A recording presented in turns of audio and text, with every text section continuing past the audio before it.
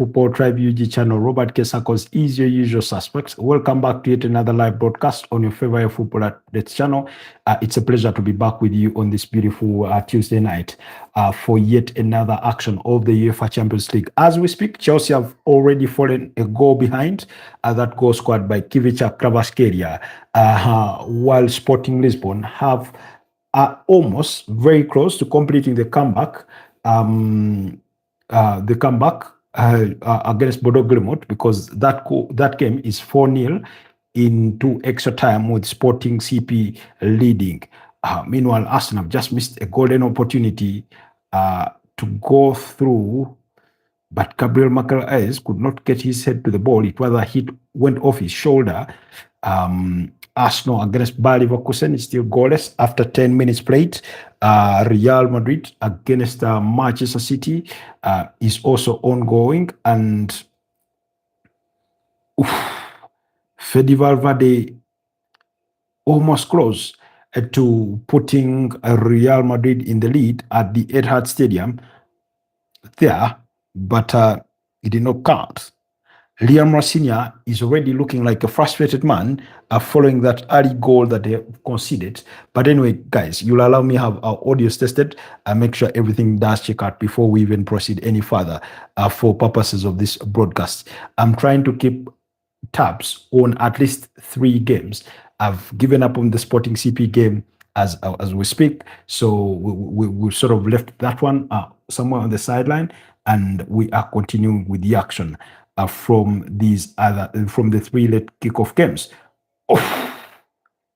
Ryan Cherki could not keep it low, but that was an opportunity for Manchester City to get ahead in this game.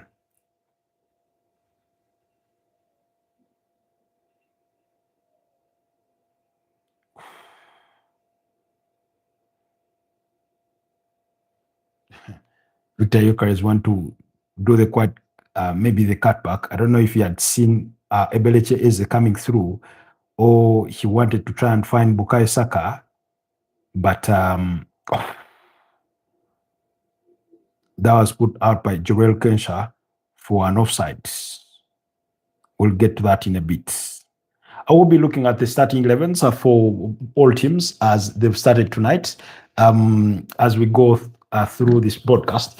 But as we speak, there are a couple of close moments to keep tabs on, so you'll indulge me if I take a bit of a minute. Arsenal have a corner kick here, but it is well cleared or well dealt with. Come on, should be putting that ball in the box. Oh.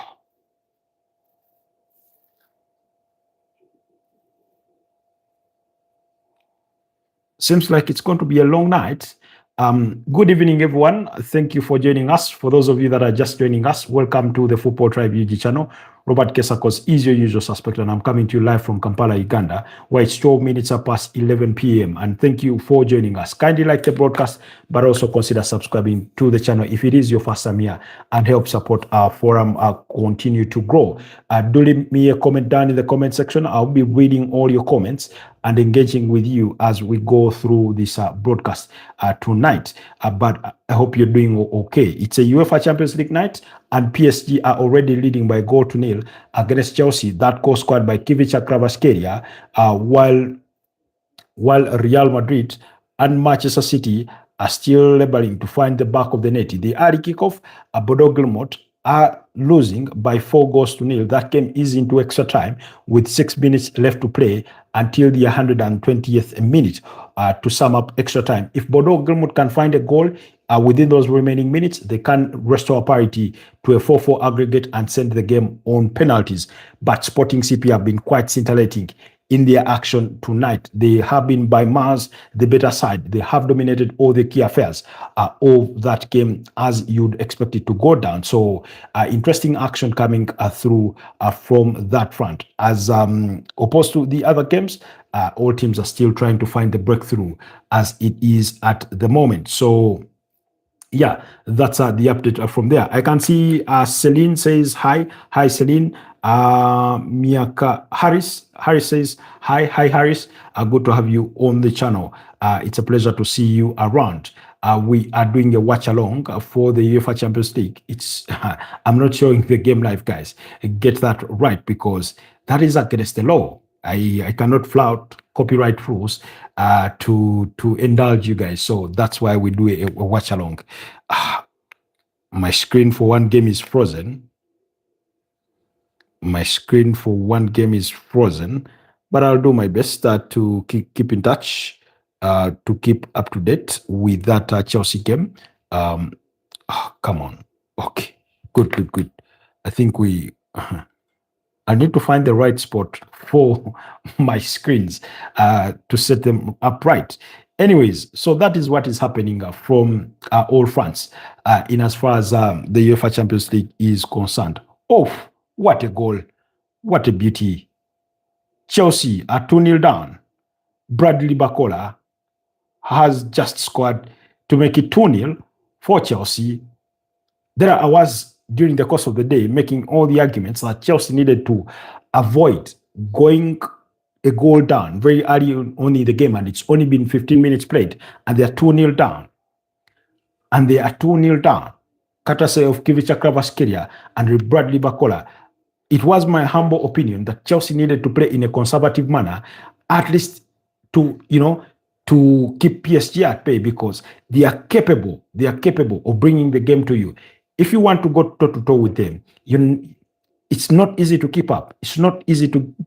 You're going to give away spaces. And they are the kings of exploiting spaces. They're the kings of exploiting spaces.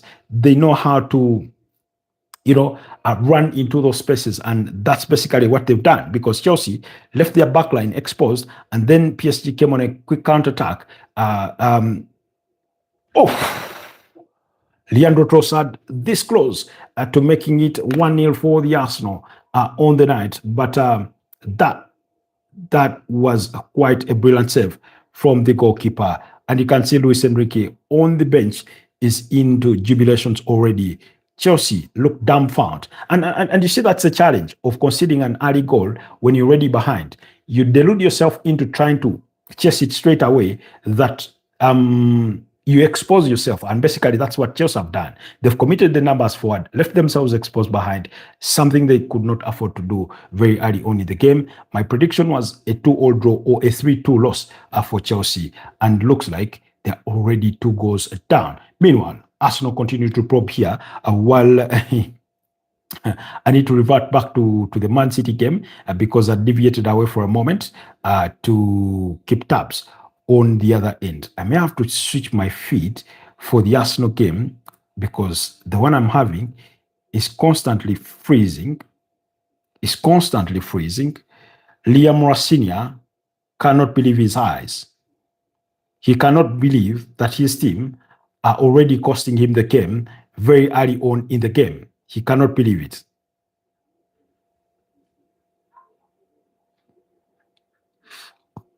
Uh-oh.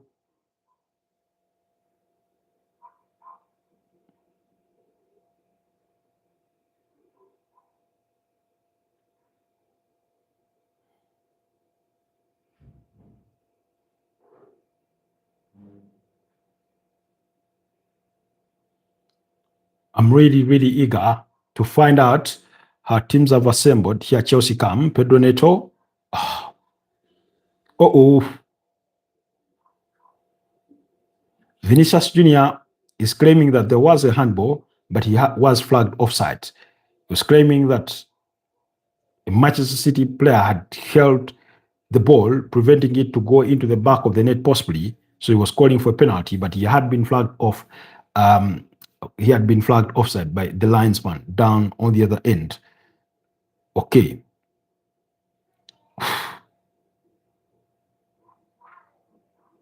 Oh, come on.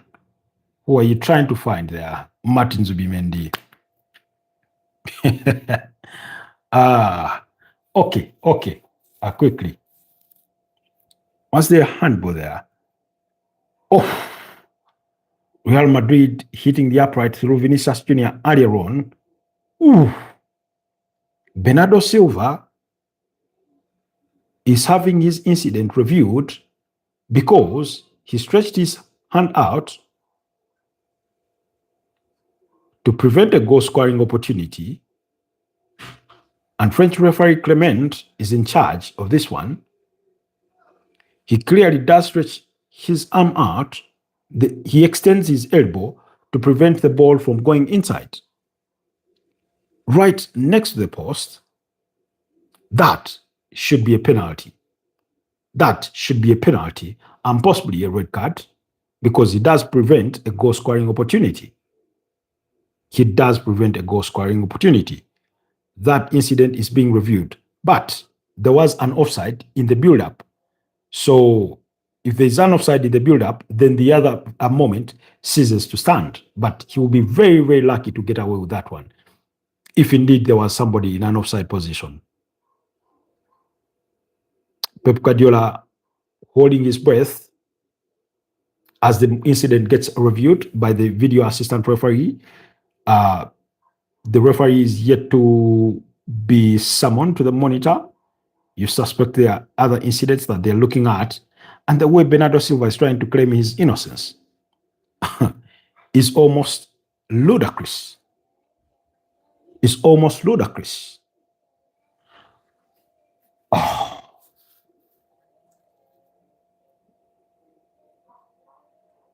Because if there was no offside in the build-up, yep, the referee has been summoned to the monitor.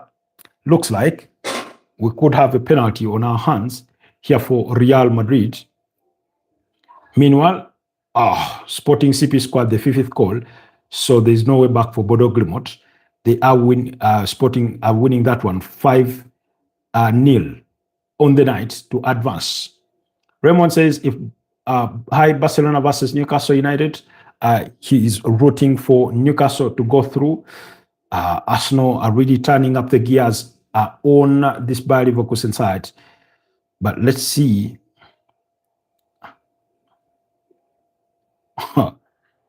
All right, we could be a couple of seconds behind on that Manchester City game, so you'll indulge us. But for me, Bernardo Silva has no excuse whatsoever because he does intentionally extend his arm or his elbow, and it's a penalty and a red card.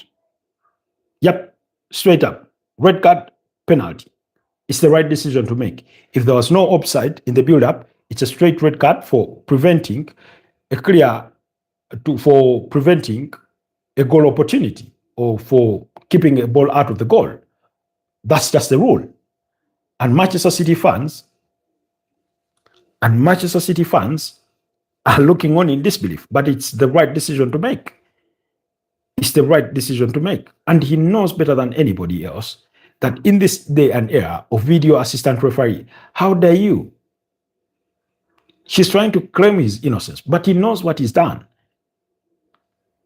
He's let his team down. He knows.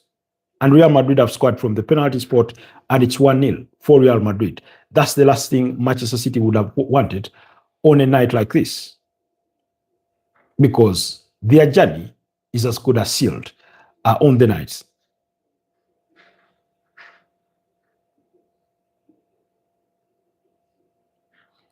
Vinicius Jr., who missed the penalty in the first leg when Real Madrid beats Man City by 3-0 at the Santiago Bernabeu, has stepped up for the penalty, and it's 1-0 to Real Madrid. Manchester City fans cannot believe it inside the Etihad Stadium, but it is the right thing to do. Vinicius Jr. stepping up and coming good to put Real Madrid 1-0 ahead against Manchester City.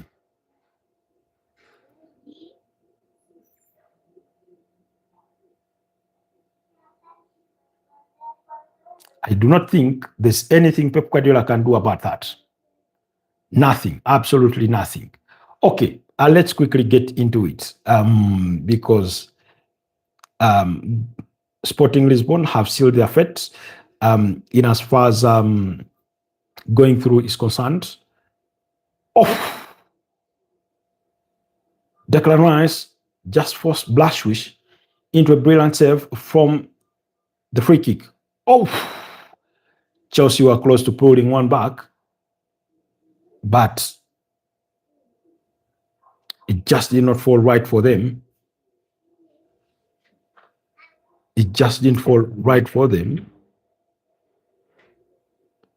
And oh,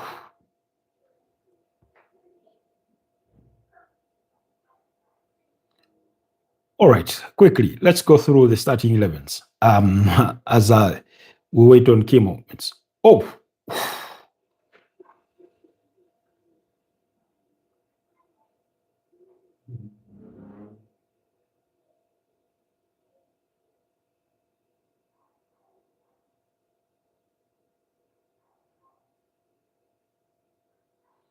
all right, through the starting 11s.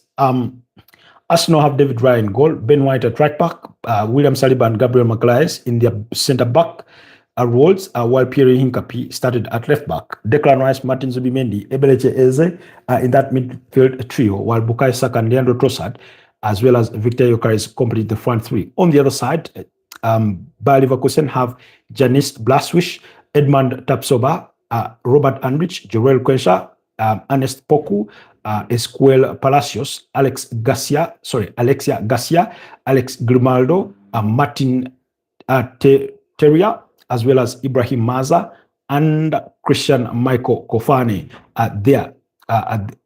Christian Michel Kofane are the ones leading the lines in that regard. So that's how Arsenal started quickly on the starting 11s for the respective teams as we run through this one. Quickly, Chelsea have Robert Sanchez in goal, Mamadou Sarr at right back, Trevor Chalobah, Jorel Hato, and Marco Cucurella. I don't know why Chelsea set up the way they set up. Why would you play Jorel Hato in that centre back and put Wesley Fofana on the bench? That's an odd, team selection, in my opinion. Then, anyways, Andre Santos in midfield. Jesus Christ. Excuse me. Okay. Andre Santos, Moises Caicedo, Enzo Fernandez, Cole Palmer, Pedro Neto, and Joao Pedro. On the side of PSG, it's Matevi Safanov. They do have Willian Pacho, Marquinhos, Akraf Hakimi, Nuno Mendes, João Neves, Vitinha, Warren Zaire-Emery, Bakola, Kiwicha Kvaratskhelia, and Ousmane Dembele. Those are the ones leading there. Then quickly away to the Etihad Stadium, Manchester City, who are now down to 10 men, following the red card to Bernardo Silva, have Gianluigi Donnarumma, Matheus Nunes, Kushanov, Ruben Diaz, Ran Atinori, Rodri, Bernardo Silva, who has been set off, Tijan Reinders, Jeremy Doku, Brad Erling Haaland, and Ryan Cherki, while Real Madrid have Thibaut Courtois, Real Madrid have Thibaut Courtois, Dean Haasen, Antonio Rudiger, Alexander Trent-Arnold, Fran Garcia, Ada Gula, Tchouameni, Thiago Pina, Federico Valverde, Brahim Diaz, and Vinicius Jr.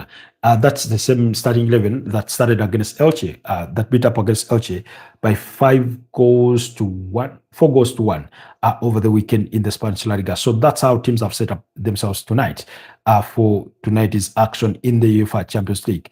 But yeah, PSG leading by 2-0. Real Madrid a 1-0 up against Manchester City, while Chelsea and PSG are still firing blanks. I need to switch up a bit, I think, in my feed, and I get on my Real Madrid game on a different screen.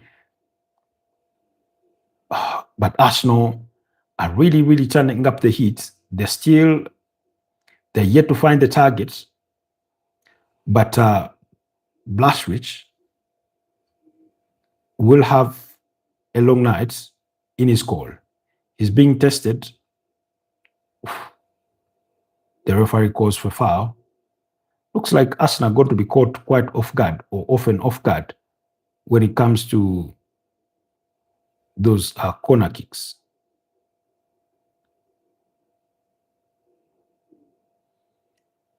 All right, let's see. I'm trying to switch things up on my feed screen. Oof.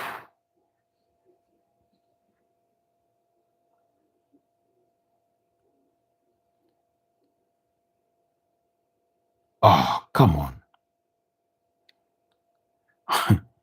Everything I'm trying out is so far bailing on me. So it's not that I do not have the feeds, but as you know, with internet, coming to be very stubborn. I've had a freeze a few moments back, so I'm trying to restore order or sanity on my screens so that we can proceed with the watch along. But yeah, Manchester City, whatever hope they may have had, oh, what was Declan Rice doing? Leandro Trossard forcing Blaswich into a brilliant save.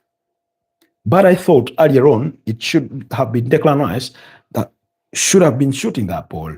I don't know why. He attempts to find Ebeleche Eze. Leandro Trossard forcing the goalkeeper into a brilliant save there. Arsenal know that they cannot afford to lose tonight. They need to turn up the heat as much as they can to get over this and then wait for the weekend to play Manchester City in the Carabao Cup final. Oh.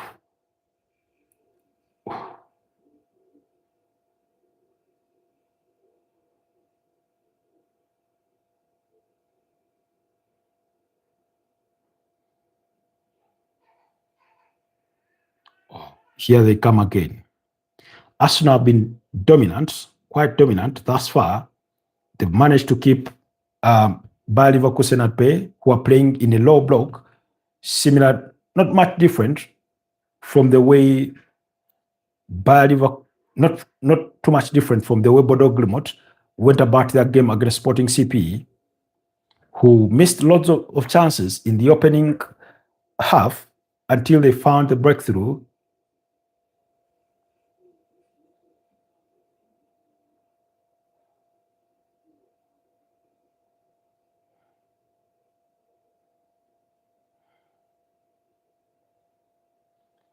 Wow. Uh-oh. Was cut out beautifully.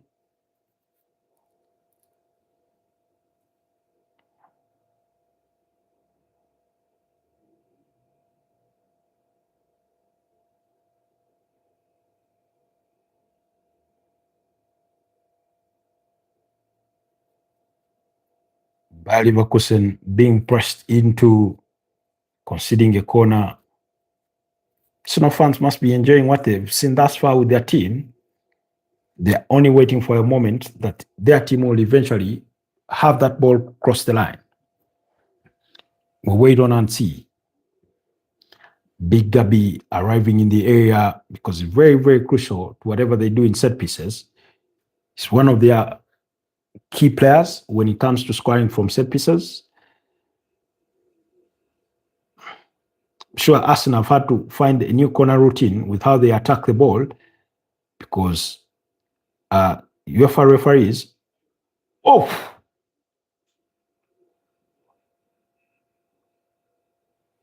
Leandro Trossard forcing Blaswich into another save. They began the corner shot to Ebeleche Eze, who passed it to Leandro Trossard, who went straight for goal. There was a scrappy moment. Thought, I don't know if it was Nkapie who, here they come, Leverkusen.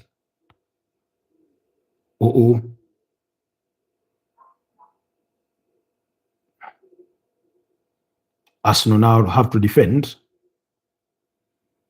and Leverkusen have a corner kick. It won't come easy to the Gunners.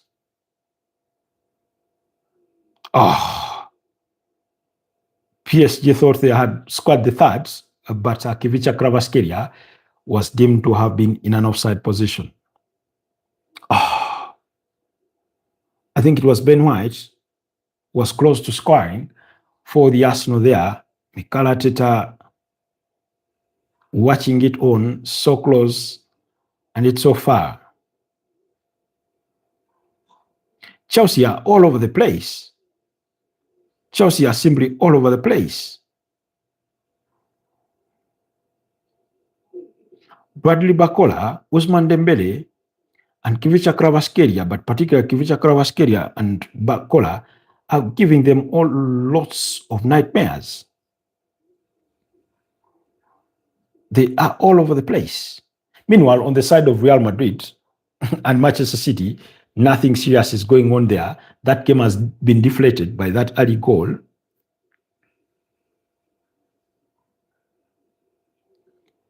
That game has been deflated by that early goal that Real Madrid conceded from the penalty spot. While on this side, Bayer Leverkusen have been very effective defensively while trying to find their moments of luck on the other side. Those moments have fallen far between, but it's largely been one-way traffic thus far in the opening half hour or so.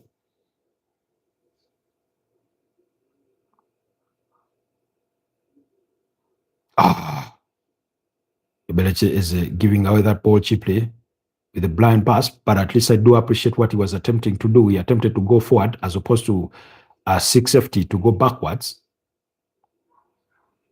Those are the kinds of risks that you want to take. They not always pay off, but you must be willing to take them anyway. You must be willing to take them anyway.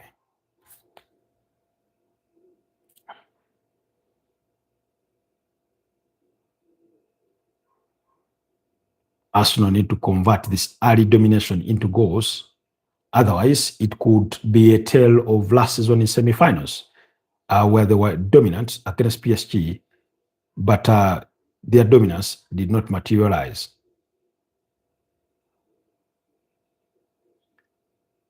Did not count for much.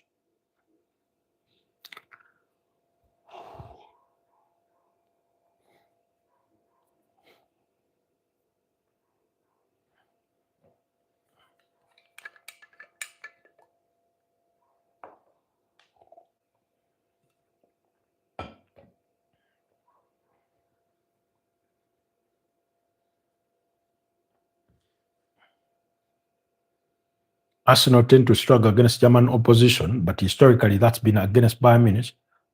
Oh, what a goal! Ebeleche Eze on the turn. He strikes it swiftly, and it's a stunning strike. 1-0 to the Arsenal. Wow. Wow. What a strike. It doesn't come very often. I think it is his first goal in the UEFA Champions League, but Arsenal well deservedly in the lead there. 1-0 to the Arsenal. Ebeleche Eze on the quick turn, swiftly and sweetly struck that ball.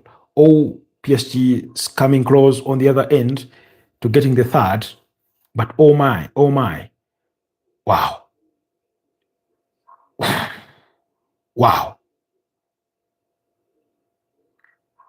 He controls the ball with the left on the turn. He goes for the volley and struck it quite swiftly into the near top corner. Wow. That is as sweet a strike you're going to see in a UEFA Champions League game, but more so from an Arsenal player. And Mikel Arteta couldn't have been more delighted on there.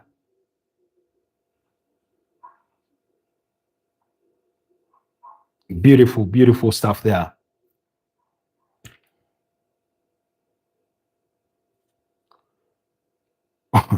Meanwhile, whoever is tampering with my Real Madrid Manchester City feed, please stop, because I just missed watching Brahim Diaz miss a goal scoring opportunity moment.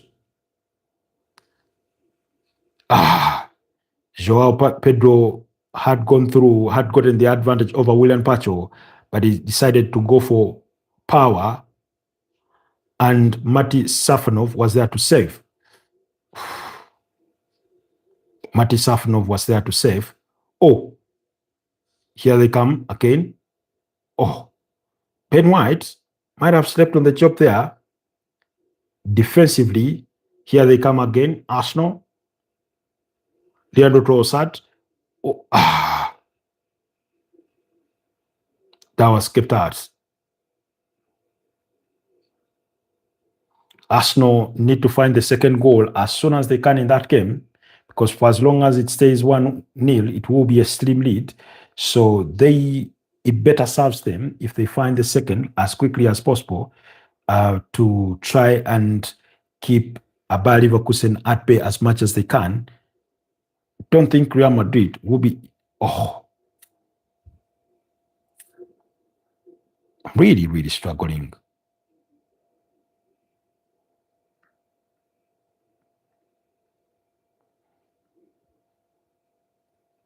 I think I need to change my connection feed for this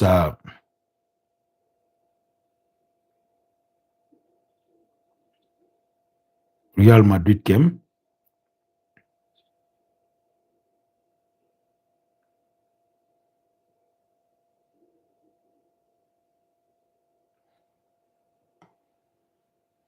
Really trying. Meanwhile, the Sporting CP game finished 5-0 in favor of Sporting Lisbon, so they are already into the quarterfinals. They are the first team to confirm their place in the quarterfinals of the UEFA Champions League this season. Real Madrid are just a quarterfinalist in waiting. As a Bayern Munich, on the other hand, at least I would want to believe, at least because they play tomorrow against Atlanta, taking into that second leg, they are 1-0 lead. But Liam Marcinia is a man under pressure. You can't feel it. Oh, what's happened to the assistant referee? What's happened to the assistant referee on the sidelines?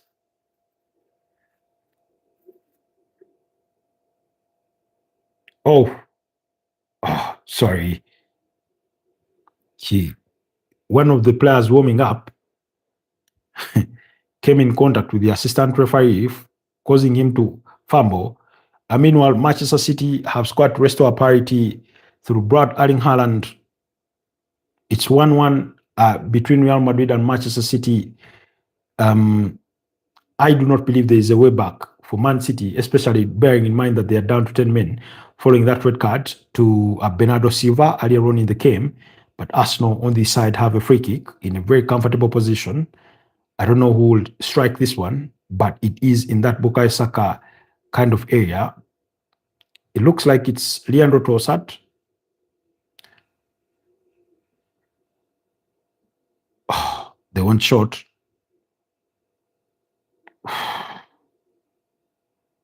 Brad Erling Haaland getting himself back on the score sheet.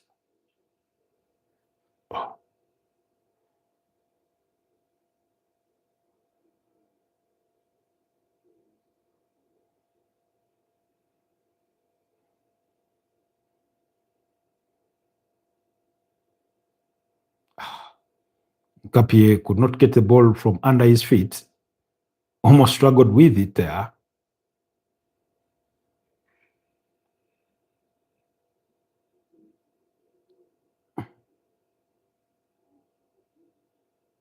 He got the ball. Terrier. Oh, Chelsea have been kept out on numerous occasions now by Matevi Safonov. It's not because PSG have defended really well, but their goalkeeper has been quite alert thus far, being forced into a couple of saves.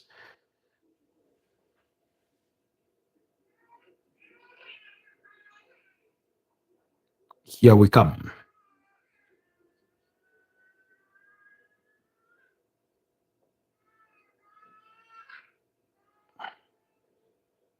Chelsea are waking up a little too late. They were stunned by those two quick goals from PSG. And now they seem to have woken up. Uh-oh.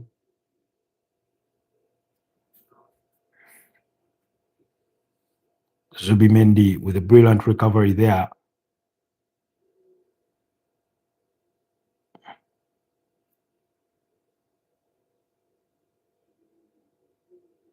Here they come, Real Madrid again.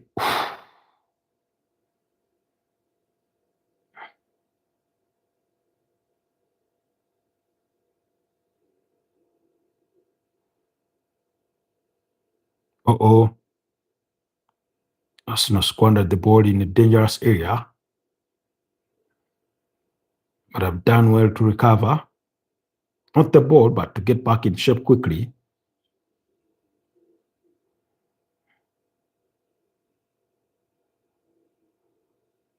Oh.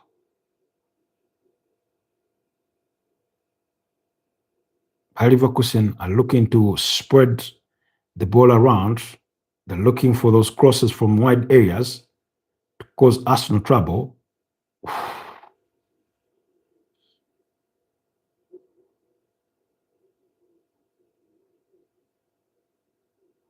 Uh-oh. Oh. Kept out.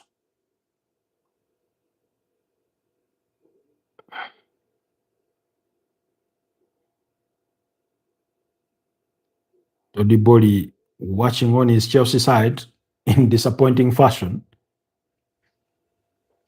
They must be wondering. Somebody must be starting to ask questions or putting question marks on Liam Marcinia. To be fair to him, PSG were always going to be an Everest of a mountain to climb. And it's proven to be just that. Oh. Joao Pedro looking for something that is never going to get.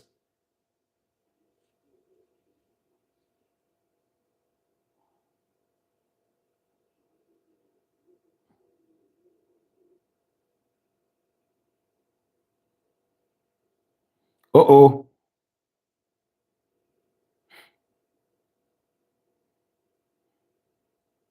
But Erling Haaland is doing some good work off the ball in terms of tracking back. He's doing some great work in terms of tracking back. But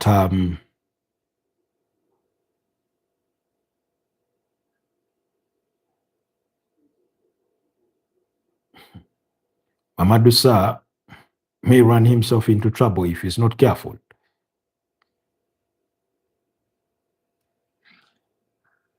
I'm not sure what Pep Guardiola must be thinking, but if you're waiting for a verbal giver from him, you may not get it. But figuratively speaking, he appears to be a man that is giving up. And the referee sends us into halftime for the Arsenal game. Ebeleche Eze still the difference in scoring his debut goal in the UEFA Champions League. It's not his debut in the UEFA Champions League, but that's his debut goal or his first goal in Europe. Chelsea also into halftime, 2-0. Real Madrid 1-1 against Manchester City. We're close to being sent into halftime in that one. So Arsenal lead by 2-1 on aggregate score at the moment, or as things stand. Then PSG lead by 7-2 in their own encounter against Chelsea. And then Manchester City are 4-1 behind against Real Madrid. While in the earlier fixture, Sporting CP stand Bordeaux Glimot, beating them by 5-0 after extra time to advance. It was 3-0 in normal time, which forced the game into extra time because it was 3-3 on aggregate score.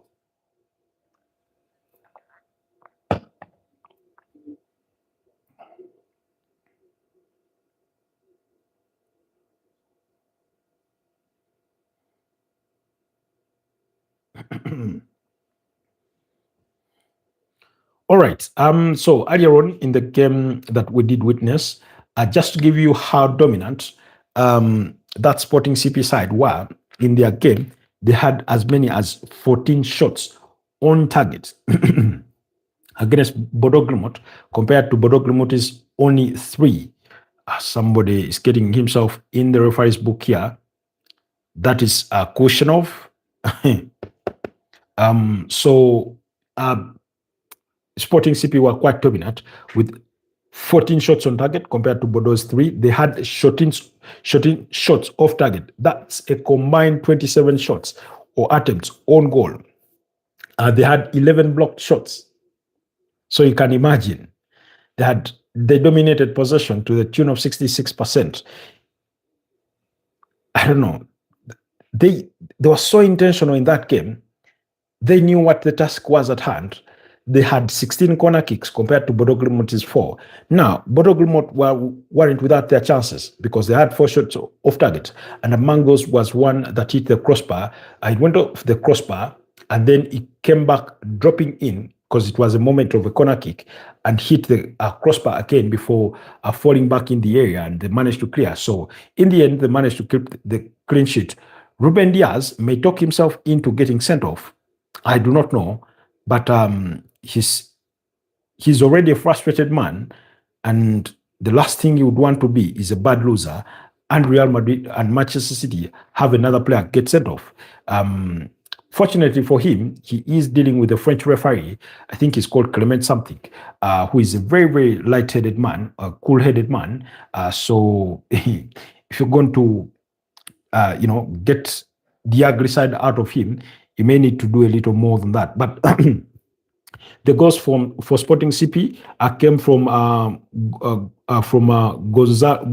Inacio. That was in the 34th minute, and it went 1-0 into halftime. While in the second half, you had Pedro Goncalves scored to make it 2-0. That was in the 61st minute. And then later on, Luis Suarez scored from the penalty spot to make it 3-0 in the 79th minute. Sporting CP themselves also hit the best of the upright on one occasion in their pursuit for a 4th goal, but that goal came in the 92nd minute. That is in extra time. Before that was through Maximiliano Araujo, the goal scorer there, while Rafael Nel Ferreira was the other goal scorer in the first minute of stoppage time of extra time. In other words, the 121st minute of the game. That's when his goal came to seal it all for Sporting Lisbon as they knocked out Bodo Glimt. Bodo Glimt's dream ends there, 5-3 on aggregate. They won the first leg by 3-0, and now they have been beaten by 5-0 to knock them out of the competition. So that's the status of things. Chelsea have been poor, especially in the opening 20 minutes of the game. Actually, perhaps even 25 minutes of the game. They've been so poor. But nonetheless, the statistics may tell you otherwise because they've dominated possession to the tune of 52%, 3 shots on target compared to PSG's 4, who also PSG have had 2 shots off target compared to Chelsea's 1. Then corner kicks for Chelsea have been 9-1, but nothing much has come out of that. The scoreline is not consummate to the statistical performances of Chelsea, because Chelsea decided to be shambolic in the first 20 minutes of the game, and they got punished quite early on, and that's why the game is reading 2 PSG and 0 Chelsea. So I do not know what informed Liam Rassinia's dropping of Wesley Fofana on the bench to start with Trevor Chalobah and Jorel Hato on the bench, to start with Trevor Chalobah and Jorel Hato in his centre-back pairing with Mamadou Sarr to the right and Marco Correa to the left, which is the okay decision. But for me, I'm particularly concerned with the idea of watching Jorel Hato in that centre-back role. For one, I know for an absolute fact that Wesley Fofana is a much better defender and more acclimatized to this high-level kind of game than Jorel Hato is. So on the bench, Chelsea do have Teddy Shelman-Lowy, they have Max Merrick, they have Tosin Aderabio, Wesley Fofana, Joshua Achepong, Romeo Lavia, Liam Delap, Makui, Willian Estevao, Alejandro Garnacho, Shumaira Mweke, Ran Kavma McQueen. Those are the players on the bench. While on the other side, PSG have Lucas Javelia, they have Renato Marin, they have Lucas Belardo, Ilya Zabanye, Lucas Hernandez, Lee Kang-in, they have Pedro Fernandez, they have Goncalo Ramos, Desli Due, Seni Mayuru, and Ibrahim Mbaye. To be honest, you look on that Chelsea bench and you think to yourself, who is he going to throw on to change his fortunes in this game? Nonetheless, if I were Liam Rosinia, I have nothing to lose. I'd simply throw on Wesley Fofana to replace one of those defenders, or I withdraw Mamadou. I would do Mamadou Sarr and replace him with Wesley Fofana, then switch into a back three of Jorel Hato, Trevor Chalobah, and Wesley Fofana, and then push Kukorea a little further in midfield to be part of the wing player or midfield, a kind of combination, and you return a back three, so that when you're retreating back, then Trevor Chalobah pulls closer maybe to the right back position of Fofana, and then you have Kukorea attacking back in left back and things like that. And then in terms of their midfield, I don't think you change much, because maybe I would withdraw Cole Palmer, in my opinion, to bring on William Estava to have more speed and a bit of dribbling skills on the width, and see.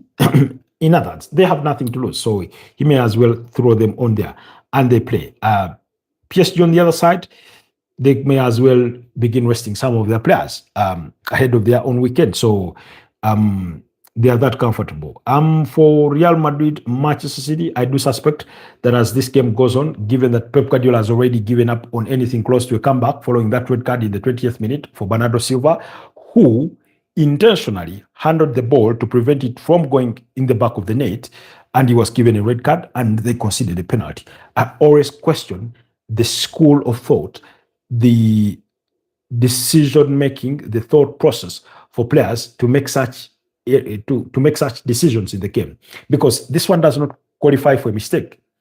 And I saw him trying to defend it, but it is stupid. It is nonsensical, because he has his arm stuck behind, and as the ball comes, the strike comes in from, because the way he was standing, here was the post, Bernardo Silva standing here, then you have Gianluigi Donnarumma somewhere here in goal. So this is Bernardo Silva, he's close to the post. So Vinicius Jr. strikes that ball closer to the post where Bernardo Silva is standing. And while he has his hand stuck behind, he stretches one of his hand to prevent that ball from going in, and it goes out for a corner. Now, fortunately, okay, in the immediate scenario, the linesman on the lower side had waved his flag up to say there had been an offside in the build-up. So when the decision went to VAR, or the check went to VAR, they reviewed the incident. They deemed that there was no offside in the build-up. So then they came back to this final incident where Bernardo Silva handles the ball. The referee eventually gets sent to the monitor. And when he gets sent to the monitor, it was an easy decision to award the penalty, but also to give a straight red card to Bernardo Silva. There's no explanation from Bernardo Silva or any Manchester City player or Manchester City fan, sympathizer, well-wisher, or otherwise, that can defend that kind of decision, that can defend that kind of behavior.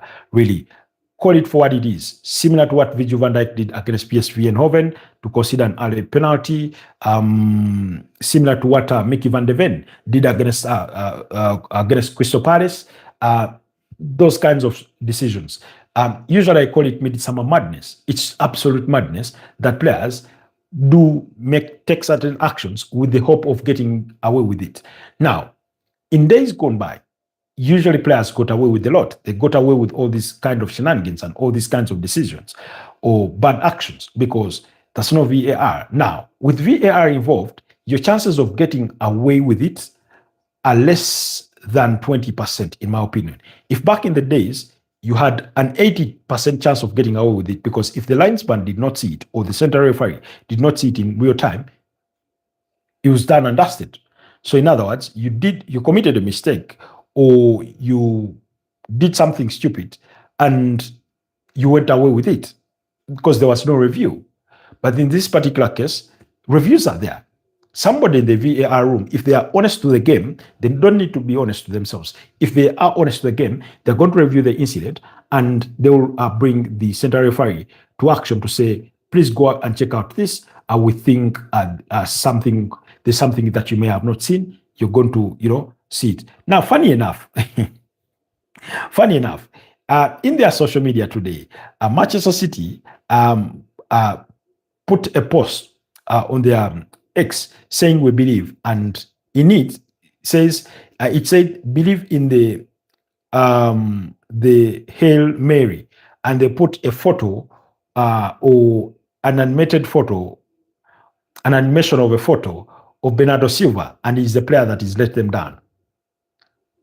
So in the resultant action, Vinicius Jr., who missed a penalty in the first leg, thanks to the heroics of Gianluigi Donnarumma, stepped up and sent Gianluigi Donnarumma in the opposite direction, and that's how Real Madrid got their lead before Brad Erling Haaland scored on the other side to restore parity. So if I'm Pep Guardiola, if you are Pep Guardiola, he must be thinking, I may as well pull out my key players and have them rested for the weekend ahead, because they have a cup final to play against Arsenal on Super Sunday, because it's as good as done and dusted here.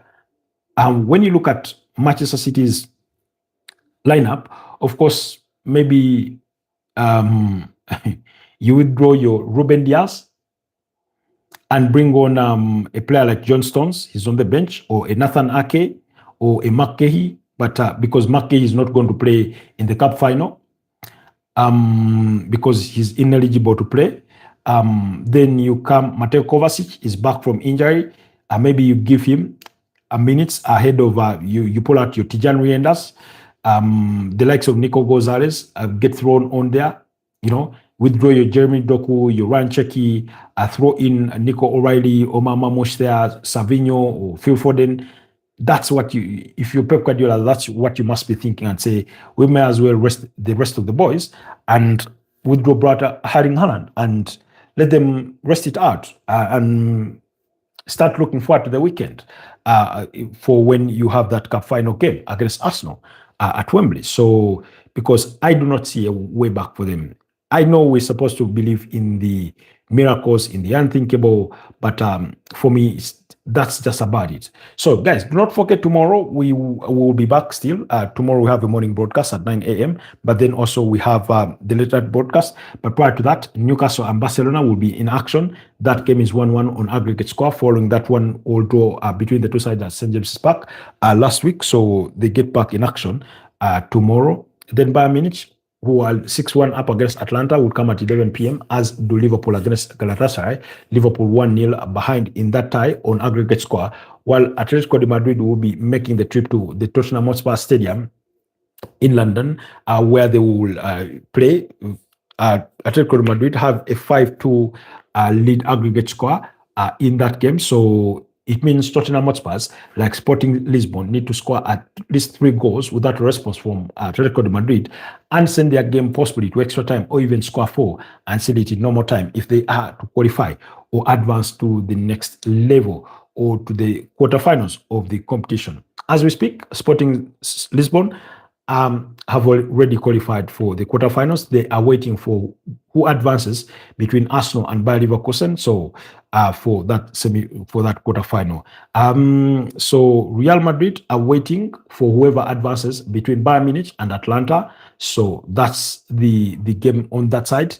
Then PSG are waiting for whoever advances between Galatasaray and Liverpool, because they are quarterfinalists in waiting, in my opinion, on that side. Then Arsenal have had, meanwhile, that game is back for the second half, by the way, but Arsenal have had a wonderful first half. They were quite relentless in their attacks. However, crossing the ball over the line is where they struggled a bit. They could not find the back of the net quite easily until that stunning goal from Ebelechi Eze that made the difference for them in the opening stanza. I do suspect that they will need to go and approach the game in with the same mentality or sort of a fashion or style going into the second half, because they need that second goal as soon as possible to cut out any hopes of a Bayer Leverkusen that they may have, because with that 1-0 lead, it's only slim. They only need, you concede one goal and you're all back to square. So I suspect Arsenal will be looking for that goal to cut that out. So the games are back for the second half. Looks like Andre Lunin is being prepared to come on for Real Madrid ahead of Thibaut Courtois. I don't know what's happened, but meanwhile, Manchester City are bringing on Nathan Ake. So some of those changes that we had tackled on at halftime, some of them are being made. Some of them are being made. So let's wait and see. But I thought Arsenal had an okay performance in the first half. They had as many as 7 shots on target compared to only 1 from Bayer Leverkusen. They had 4 shots off target.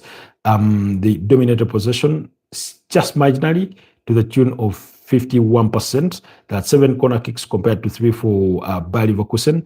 But when it comes to taking aim on goal, they were really, really dominant in that aspect.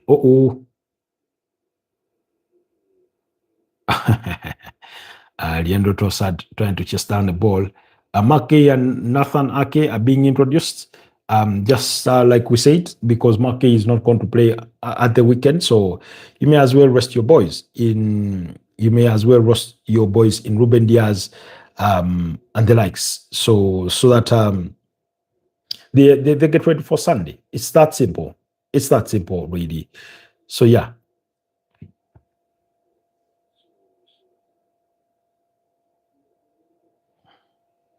Andre Lunin has come on for Thibaut Courtois.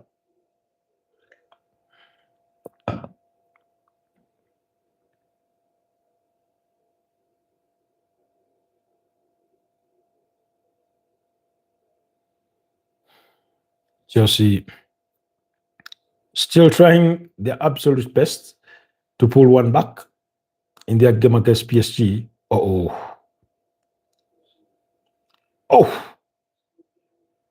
Leandro Trossard with the attempt from distance, but he could not keep it on target. He tried to go for the top corner. It looked a bit close, but not close enough. It looked close, but not close enough.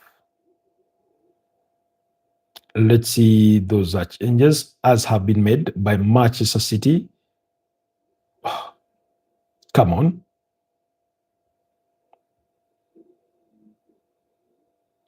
So yeah, Tijan Reinders came off for Nathan Ake and Ruben Diaz paved the way for Marquez.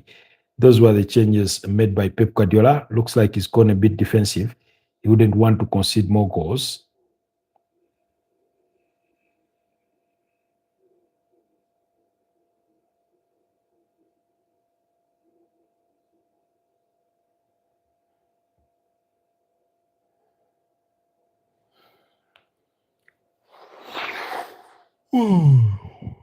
Excuse me.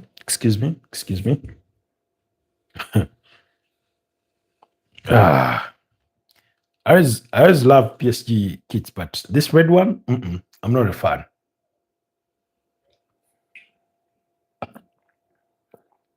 But I like the blue from Bayer Leverkusen.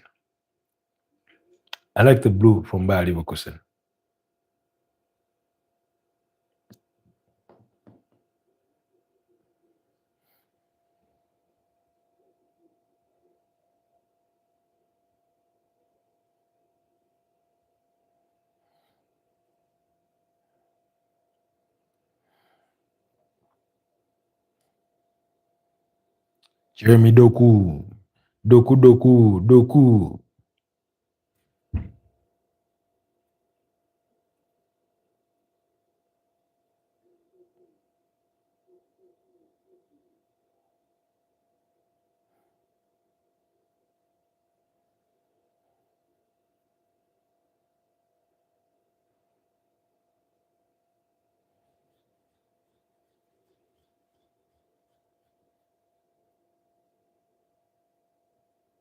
Come on.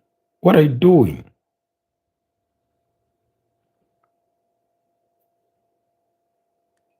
There's no reason risking it. William Saliba. Don't go behind.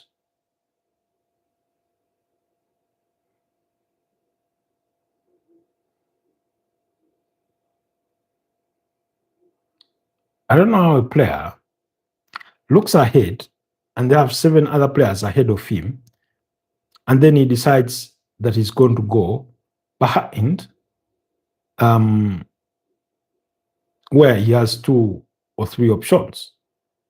I never get it. Bukayo Saka there delaying to get his shot off. Oh, Victor Gyökeres from distance did not trouble Blaswich. He was there to collect. But Arsenal have looked good in their counter press.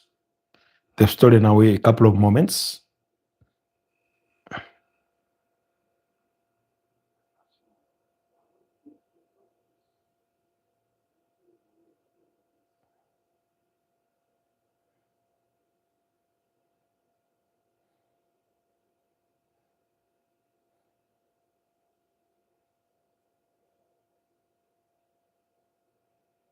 Uh-oh.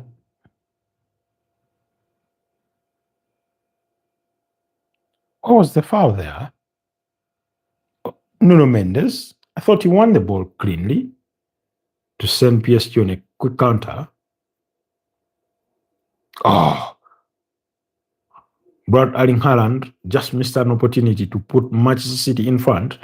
His first attempt was kept out by Andre Lunin, but his second, on the second time of asking off the rebound, he sent it wide of the mark.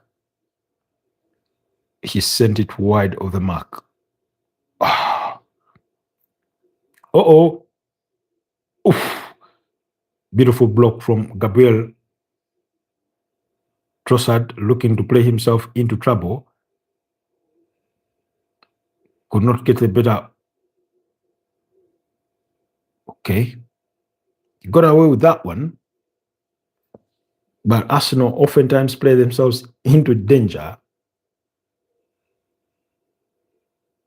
Oh, that's quite the cheeky pass from Eberechi Eze to find Victor Gyökeres earlier on.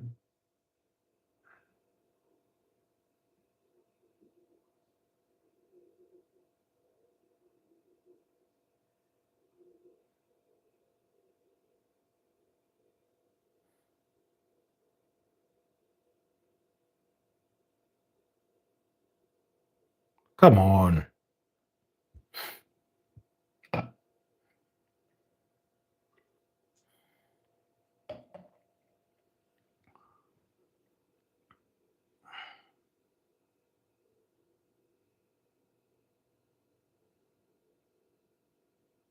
Uh-oh.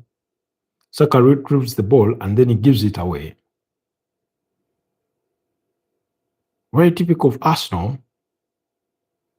They can be their own enemies. Looks like Bradley Bacola is injured here. Seems to be limping. He's required treatment. Whether he can carry on, we wait to see. But they do have options on the bench. Desli Due is there. Uh-oh.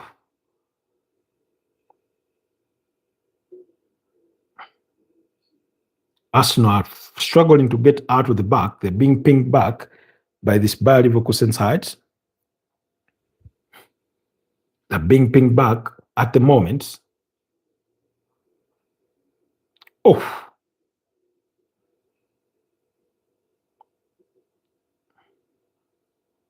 How that went through the legs of Gabriel Magalhaes, I can't tell, but luckily for him, David Raya was there to collect. Bukayo Saka.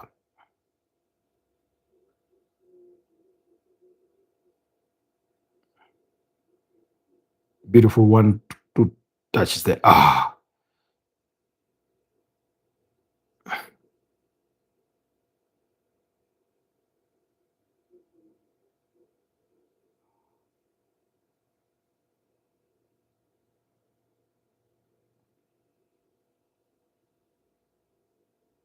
Ah.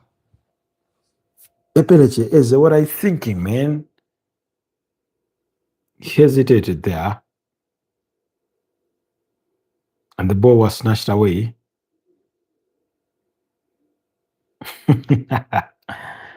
Ah.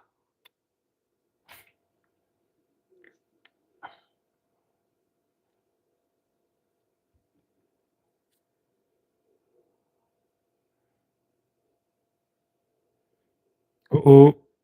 Off.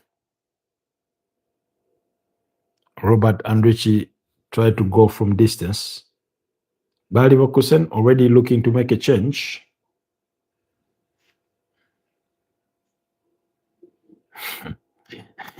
Pep Guardiola has a nice shot. You know, one of those big sort of squared shots. Yeah, it's one of those.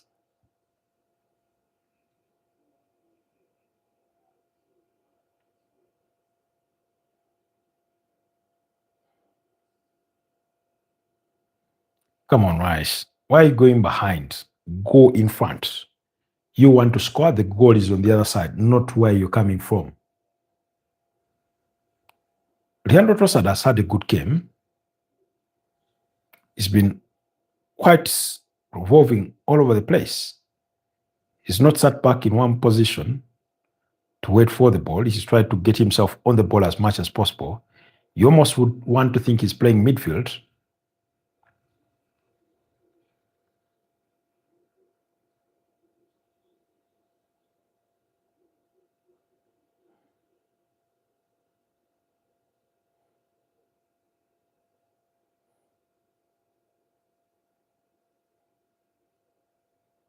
Uh-oh. Arsenal have conceded possession in their own half. It's a risk they always carry when they try to pass the ball back into their own area. I understand that's how the manager wants them to play, but sometimes it's a very unnecessary risk to carry.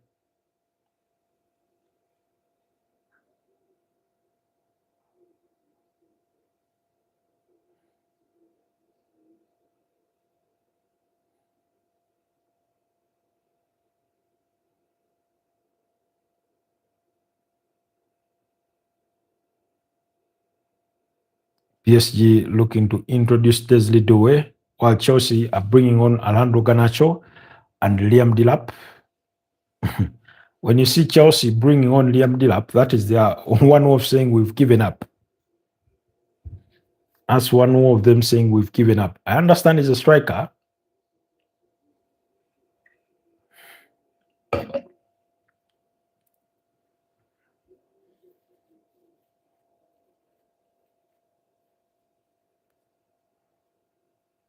Joao Pedro has been withdrawn.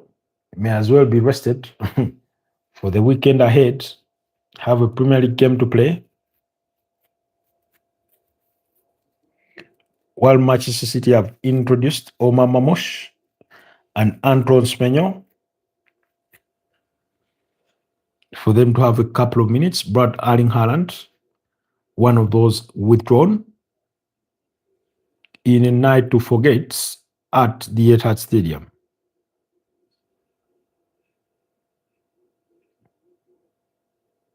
Oh, oh, nice cut back of a cross.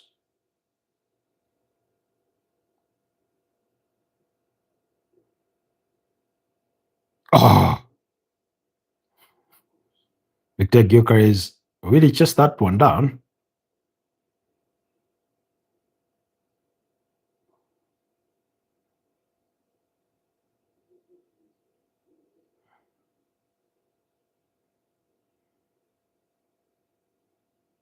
Leandro Trossard clipped in the process.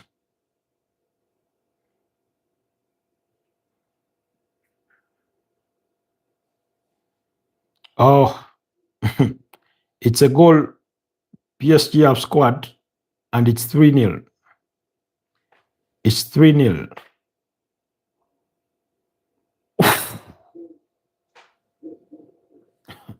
Victor Gyökeres had put in quite the layup of a ball. Pierre Hincapi almost got to the end of it. That's beautiful ball recovery from Um,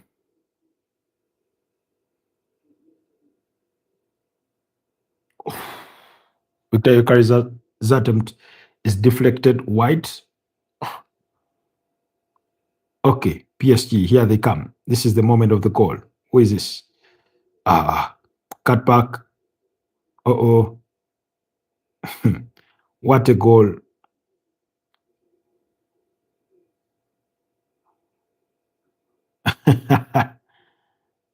Senemayuru.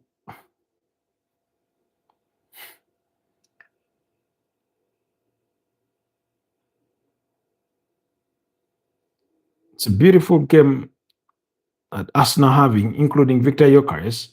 He had laid in quite the cutback for Piero Hincapi, but it just never got to him. Otherwise, it was going to be an easy tap in for Arsenal second. So close, but not close enough. Chelsea fans can hardly believe what they are watching. They are getting obliterated inside the bridge.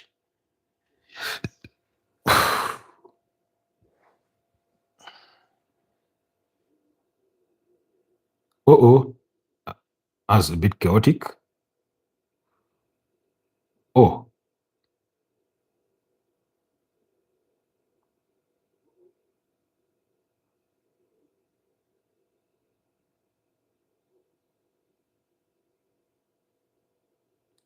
It's a goal.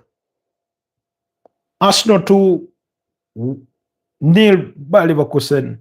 Declan Rice from distance, and it's into the bottom corner. 2-0 to the Arsenal. By Leverkusen failing to get rid of the ball. It was a bit of a scrappy moment. They finally get it away, and then Declan Rice wins it back and runs with it and puts it into the bottom corner.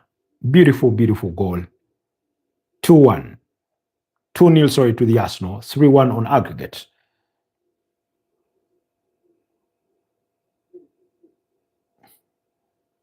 Meanwhile, Antoine Semenyo in the other game attempted to score in the rugby goal. Oh. Blashwich could only watch as it crept in on the near post to go into the back of the net. Beautiful, beautiful goal. Oh. Almost squeezes off the inside of the post before it hits the back of the net. That's what Arsenal would have needed in the second half before they begin shuffling their pack. They do have a very, very important game coming up in the finals of the EFL Cup against Manchester City. I don't know if it qualifies to be their biggest game of the season, but I would argue it is one of the biggest, just as much as this one is. Every game for the Arsenal. And straight away, they are looking to make changes because they have a cup final to think about. And Christian Nogat, Noni Madueke are among the players that are about to be introduced. Watching Victor Yokeres start this one, I do suspect we could see Kai Havertz start over the weekend against Manchester City. This will be the third time, for a third consecutive time, Arsenal could qualify for the quarterfinals ever since their return. Oof. Oh.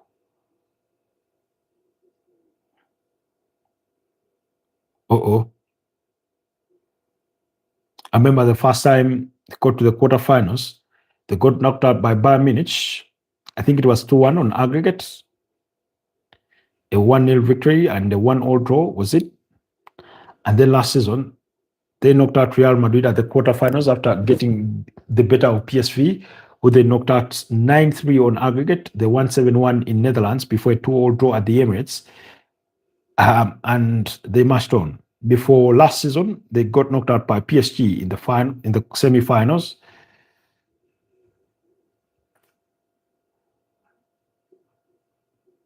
So yeah.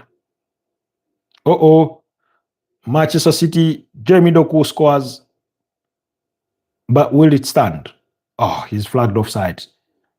is flagged offside, but Jeremy Doku had scored to give Manchester City the lead. Pep Guardiola takes a quick look at that to see, was he actually offside? Oh. And then my screen decides to freeze. Actually, it's very marginal. I don't think he was, because there appears to be a Real Madrid player that keeps him onside at the far end. It will be reviewed. It will go under review. Looks like it's been cleared. It was offside.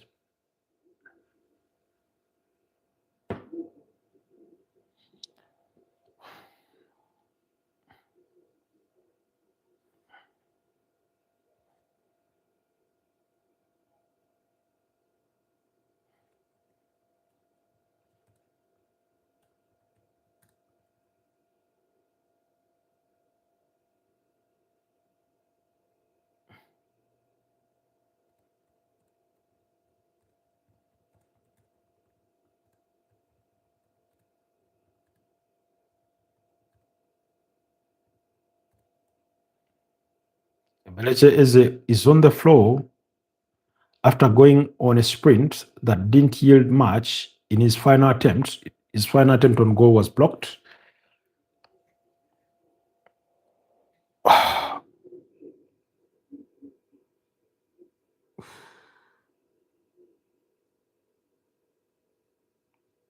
Christian Mosquera is one of those coming on, but Martin Zubimendi was had a good night thus far, has been withdrawn for Christian Norgard.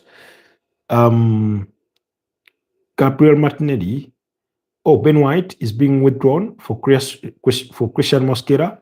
I do suspect that Mikel Arteta wants to start him against Manchester City, even though I did not expect him to play an entire 90 minutes, given that this is his first game returning from injury. Leandro Trossard is the other that has paved the way for Gabriel Martinelli. Looks like Eze will stay on. I don't know for how long.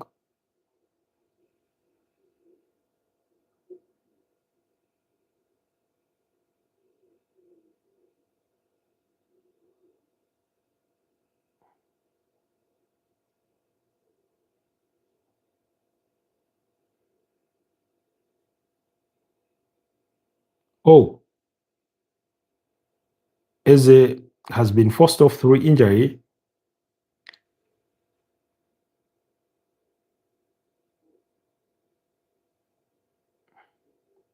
He has been withdrawn for Kai Havertz. That was a forced substitution. Sure, Mikel Arteta wouldn't have loved to make it when he's made it, but they do not want to take any risks whatsoever, given that he's felt something, and yet he could be very crucial in their weekend game against Manchester City. Real Madrid are preparing to bring on Kylian Mbappe. That's adding insult to injury.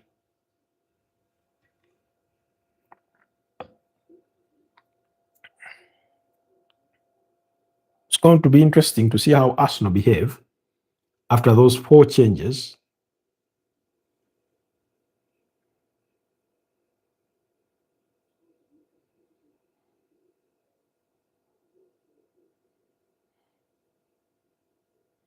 Thomas Tuchel is at Stamford Bridge watching his former side get obliterated, because I'm sure he has very little interest in PSG, a team that he managed at some point in his career. But he managed both teams, and it's a goal. It's scrappy. They claim it came off the hand of Kai Havertz. It will be checked, but Arsenal think they've gotten the third. We'll see. Is it a handball? I think it comes off his arm. I think it comes off his hand. Yep. It won't stand. It won't stand. He was tagging the opponent, and the ball appears to come off his hand before hitting the back of the net.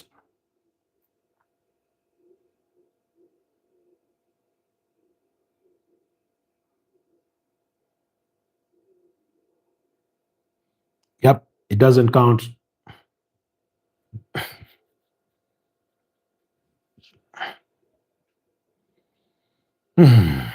Chelsea have decided to withdraw Marco Correa for Tosin Aderabio.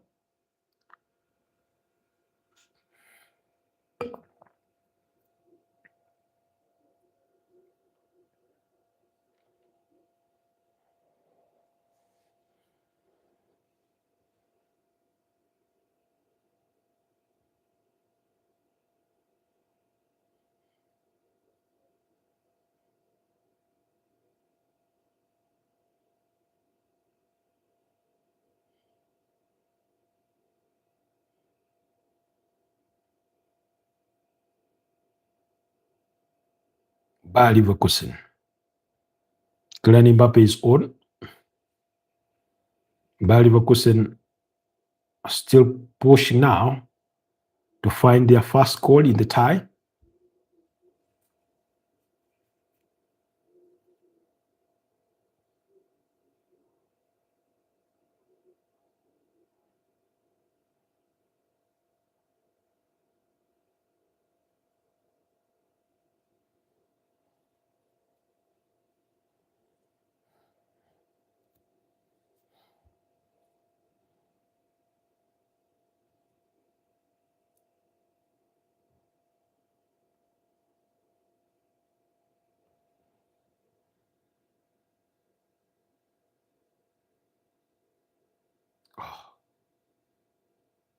Victor Gyökeres coming to Arsenal's rescue during a corner kick. Uh-oh.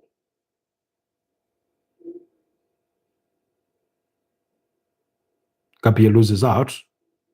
And it's another corner kick for Bayer Leverkusen.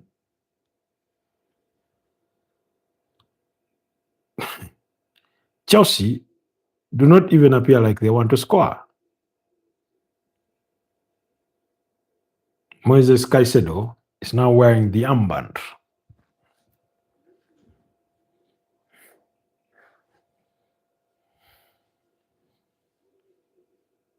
Uh-oh.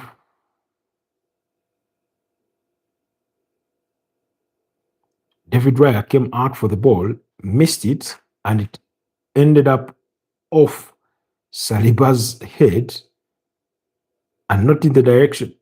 It came off his knee and not in the direction he would have loved it to go.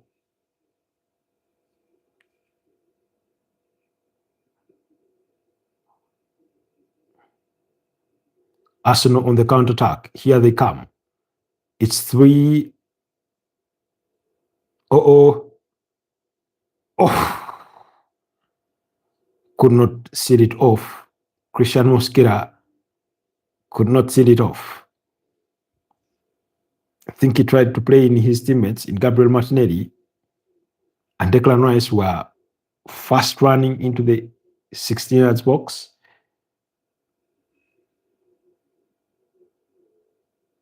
Meanwhile, Arsenal have both Kai Havertz and Victor Gyökeres on the pitch.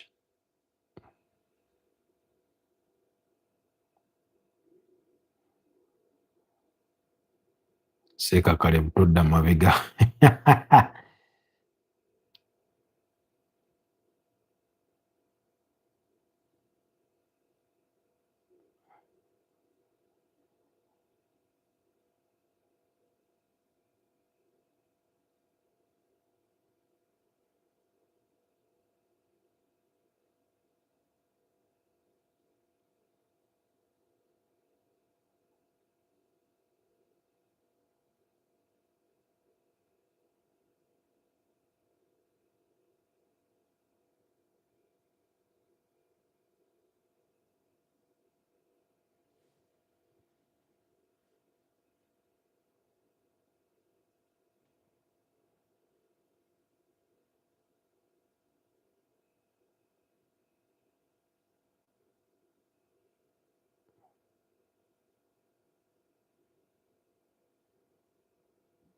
Manchester City looking to bring on Nico Gonzalez,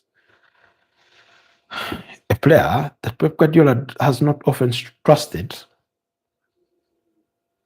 Not sure why, yet I find him quite decent.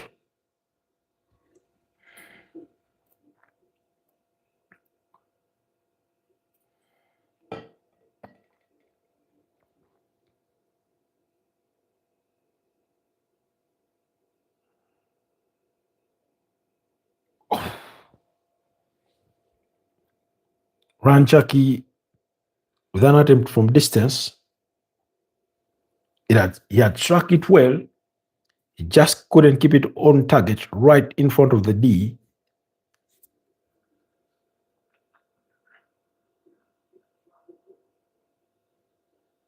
Meanwhile, Rodri has been withdrawn for Nico Gonzalez, Rodrigo Hernandez Cascante.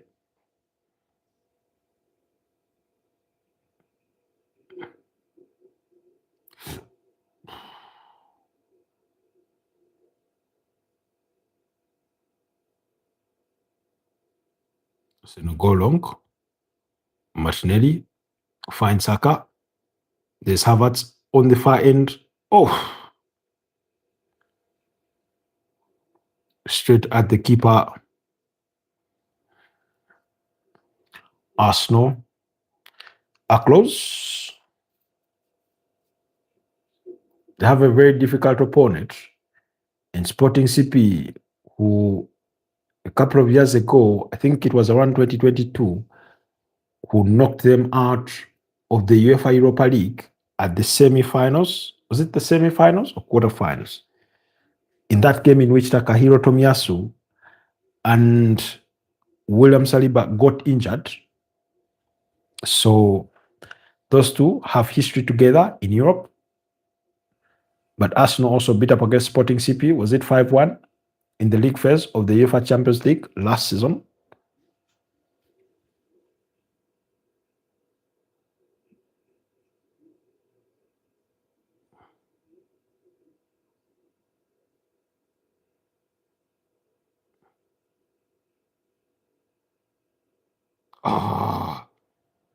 Declan Rice could not pin it through for Victor Gyökeres, who had dressed off up front. I never see that through pass from him, by the way. It rarely comes.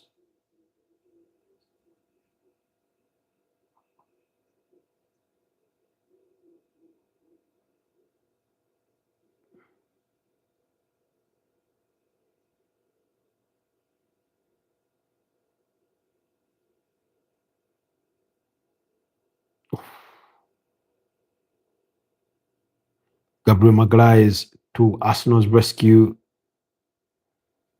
Brilliant cross had been floated in from the left-hand area, and Michel Kofane, was standing in between him and William Saliba.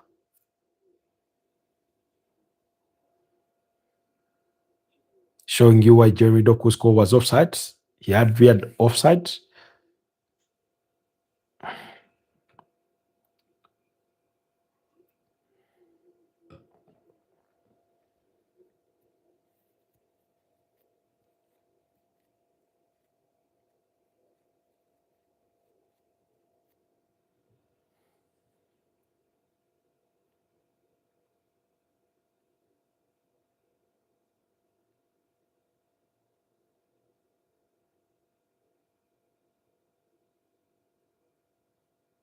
Kalatita always admitted on the touchline, asks his goalkeeper to go long.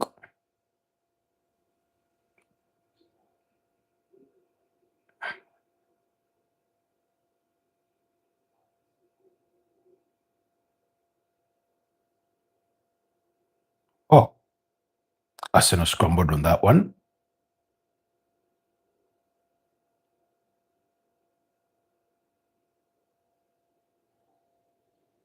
Bayer Leverkusen. For Bayer Leverkusen, all hope is not lost. If they score one here, we could have some late drama.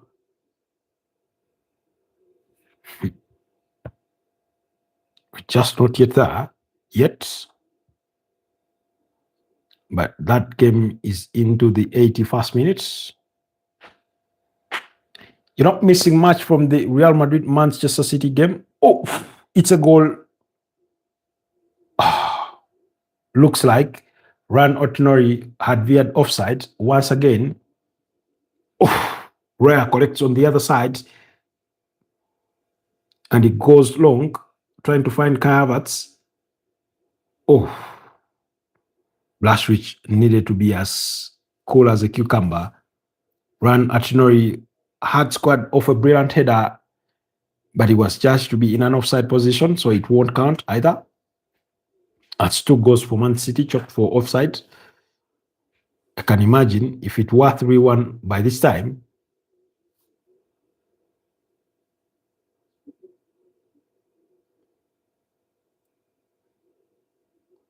Arsenal allowing so many crosses into their own area, don't think it's helping their efforts. I don't think it favors them in any way possible, allowing all those crosses to be creeping in their area.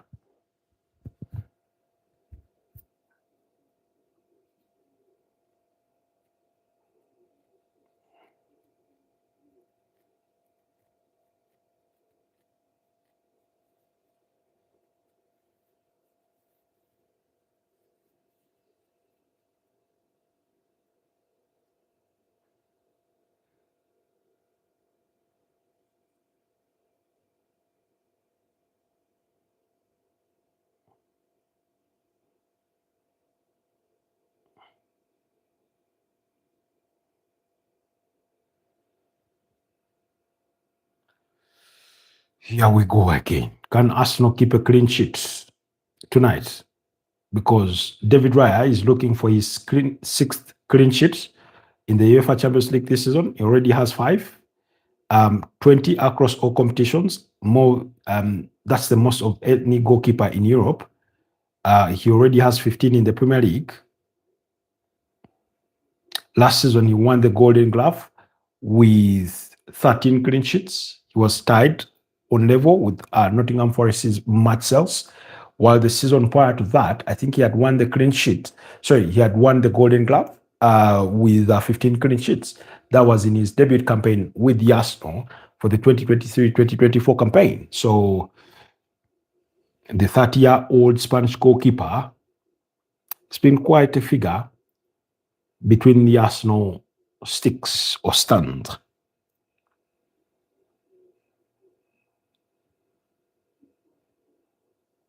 Manchester City have a free kick from distance. Decide to play it short, can hardly commit numbers in the pin. Meanwhile, Chelsea and PSG has been a bit dull for the last couple of minutes. Not so many key moments to look forward to or to look onto.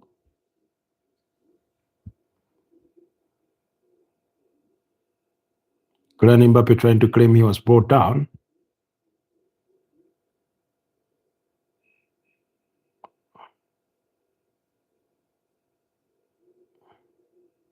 To be fair to him, he was being pulled by Ryan Ashnori, who did not get a touch on that ball whatsoever.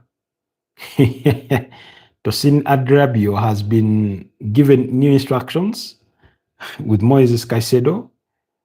From the manager's notebook, he took out a leaflet to send them a message. Whatever that message is, I'm sure it cannot salvage Chelsea's night. And it's a goal. Fede Valverde thought he had scored, but that goal won't stand. There's an offside in the build-up. Vinicius Jr. was in an offside position. Grealish was involved in the build-up to that. Chelsea have had a player stretched off.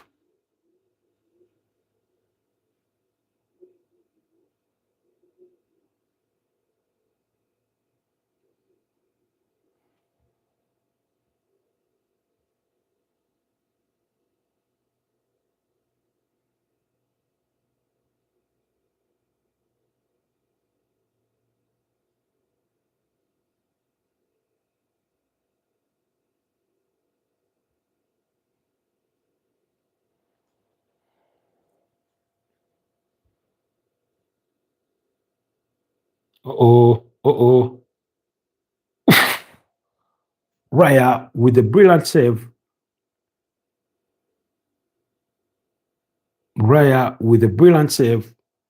Bayer Leverkusen.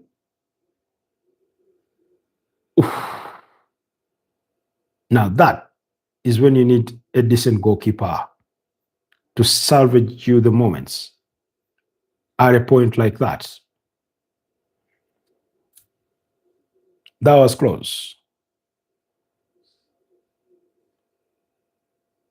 Resultant corner kept out by Gabriel Magalhaes.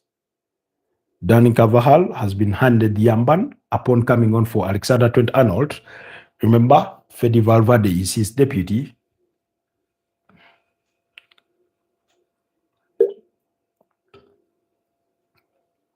In the absence of Thibaut Courtois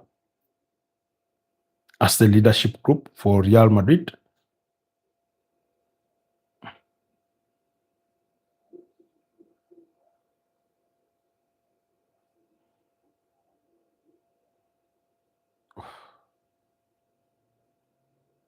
Miles Lewis Kelly is about to be thrown on, I think, for Piero Hincapié. I do suspect. Don't think it will be for Declan Rice. It could be for Piero Hincapié.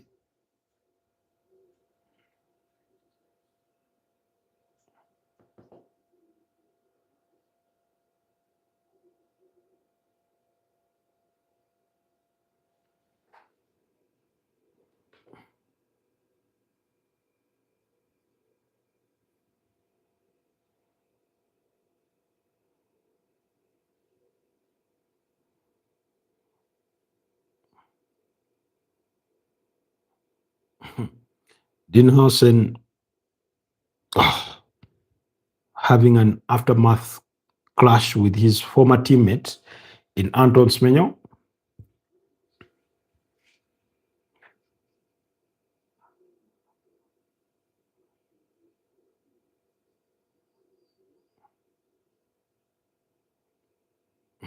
Danny McKelly is the referee. Mikel Arteta insisting he needed to make a change.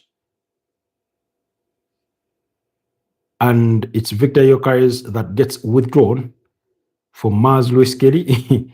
For some reason, Pierre Hincapié stood close, hoping it was him that was going to be withdrawn. I do suspect Kai Havertz becomes the target man. Think Skelly slots in at midfield. I don't know.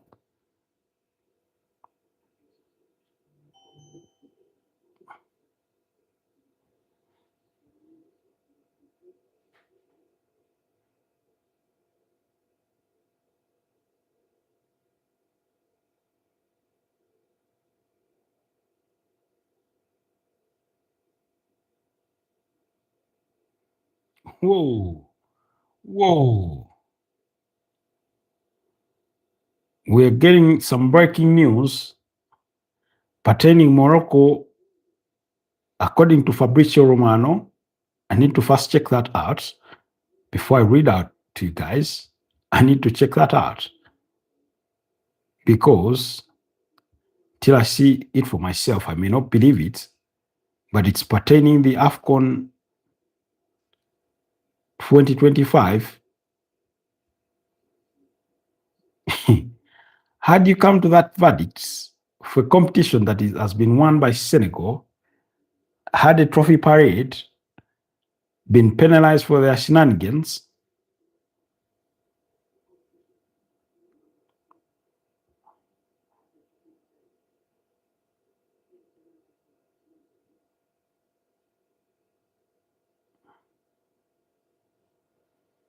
But that is some huge, huge news.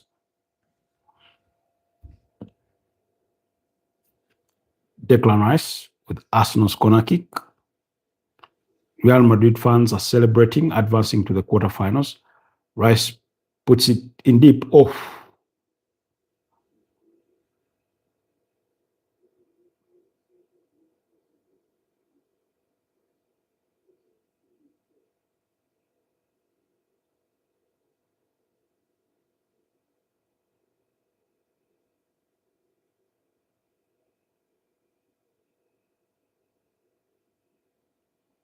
Arsenal are seeing out time now.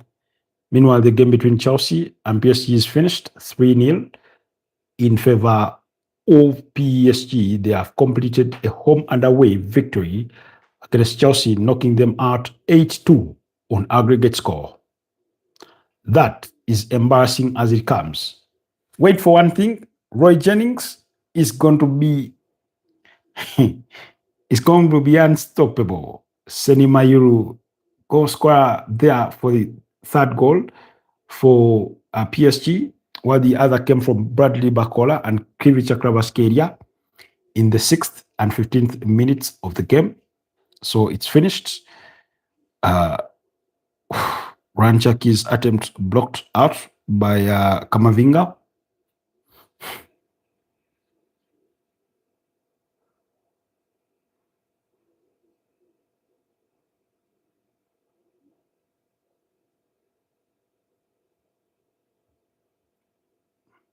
Leverkusen have a corner in these dying minutes of the game. Arsenal still laboring to keep their backline impenetrable. Oh. 3 minutes were added, but we are at the tail end of all that. The referee seems to be giving it one more chance for Bayer Leverkusen.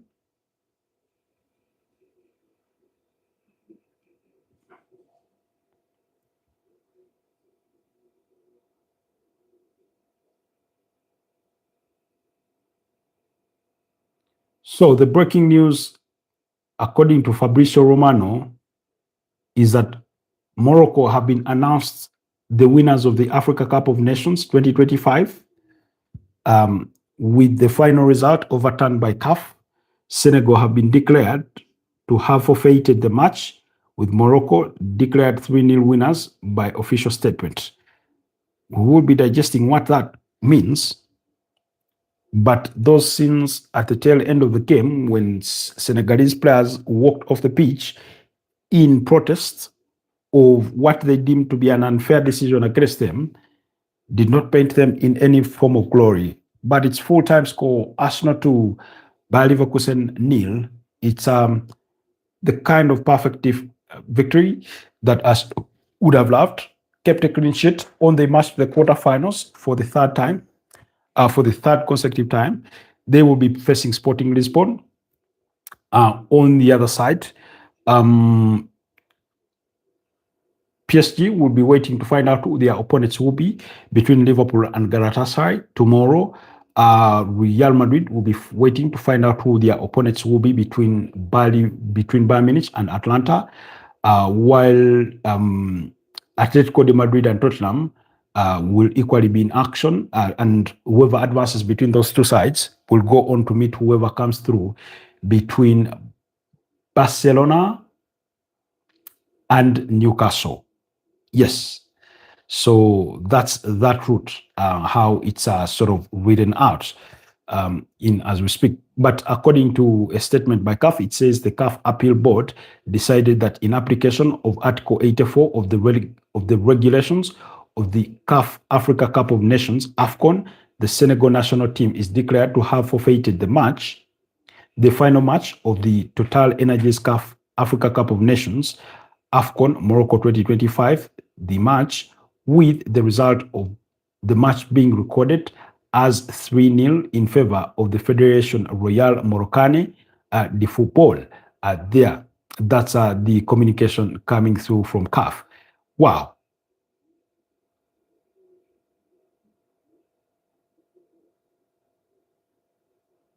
Wow. Wow. I do not think that one will go down well.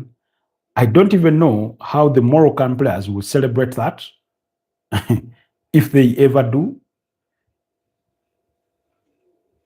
I just don't get it.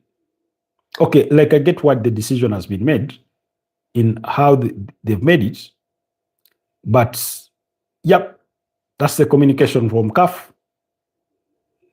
That decision has been overturned. So Sadio Mane will have to lose his second AFCON. How they receive that news, I don't know if Senegal have room to appeal, but they walked off the pitch. So let's see the full statement. So the full statement continues to add that the Confederation Africaine de Football, that's CAF Appeal Board, decided today that in application of Article 84 rules, the appeal by the FRMF regarding the application of Article 82 and 84 of the regulations of CAF Africa Cup of Nations, the CAF Appeal Board made the following rulings. The appeal lodged by the Federation Royale Marocaine de Football is declared admissible in form and appeal is upheld. The CAF disciplinary board decision is set aside. That's, you remember the penalties that had been handed over to Morocco, I think to the tune of close to what, $400,000 plus. Then I think it was close to $600,000. Then the CAF Appeal Board further finds that the conduct of the Senegal team falls within the scope of Article 82 and 84 of the regulations of the Africa Cup of Nations. The protest lodged by the Moroccan Federation is upheld. It is declared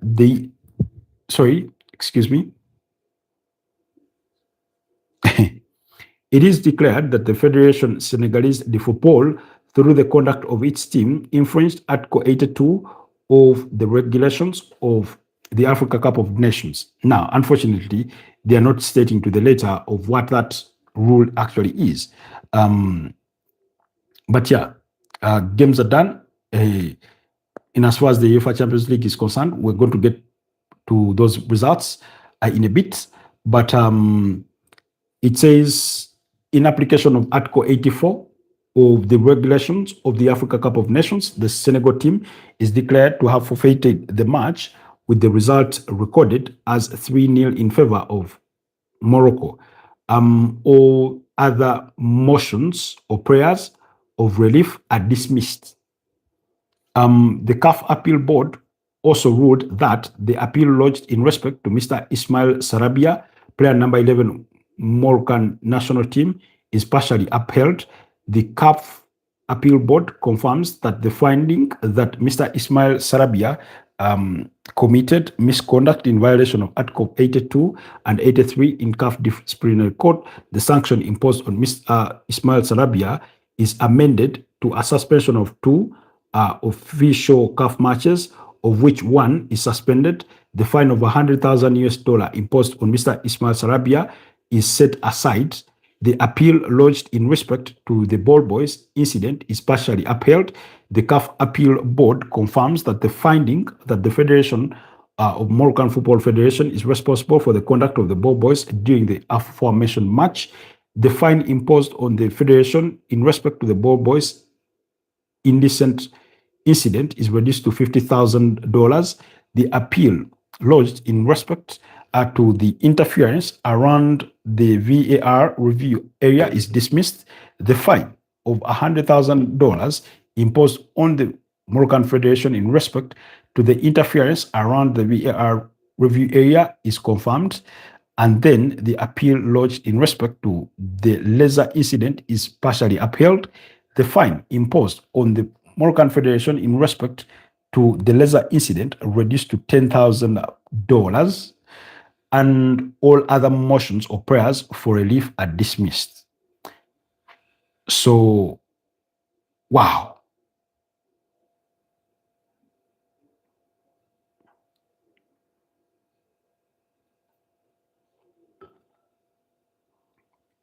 That is incredible. How African football recovers from that is a mystery. How African football recovers from that is a mystery.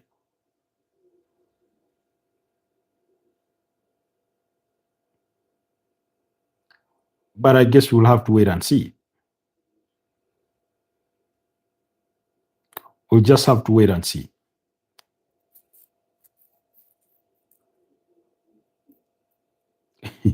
So, what that implies, by the way, is that Senegalese players have to return their medals and the trophy, and it be handed to Morocco. The question is, are Morocco going to hold a celebratory function Will there be a trophy parade? What's going to happen?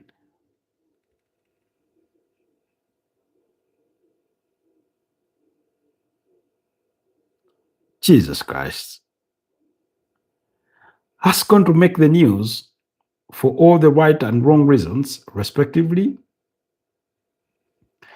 But anyways, we'll get to that when we get to it. But dear CAF, yeah, the rules have been applied, by the way. I do not hold it against CAF. But for the optics, it doesn't paint us in good faith, in good relations. Whatever decision the CAF makes, football is for the fans. The fans will regard this trophy. Senegals, keep the politics out of football. That's according to the Touchline X. Meanwhile,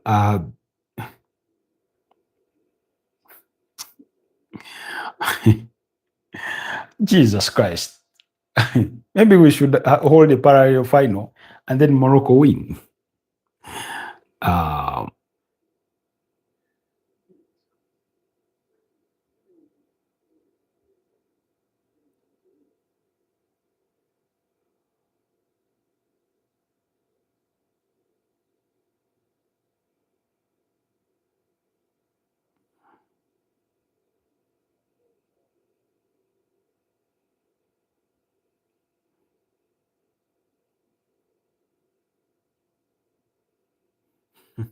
Somebody says, no matter what defender Chelsea signed, he will still be terrible.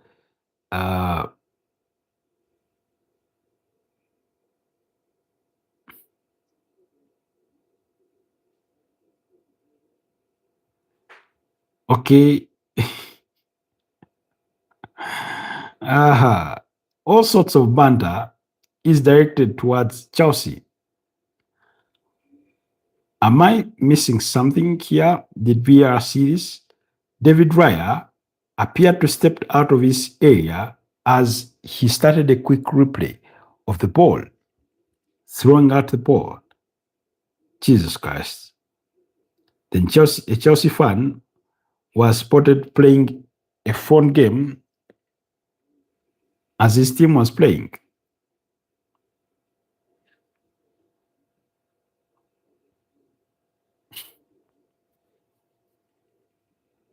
All right. It's been a beautiful night of football. Results overturned. Meanwhile, Sporting overturned a 3-0 deficit in the first leg of a major European tie for the first time in almost 62 years. It's only the second time they've reached the Champions League quarterfinals, the last doing so in 1983. And in 1983, they had lost to Manchester United by 4-1 in the first leg before winning the reverse fixture by 5-0 to go through 5-0 on, 6-4 on aggregates. Before going through 6-4 on aggregate. That was in 1984, March the 18th, when they completed that comeback. So they've done it against Bodo Glimt. Looks like they are rewriting their own history. So then we know for a fact that Manchester City are out. And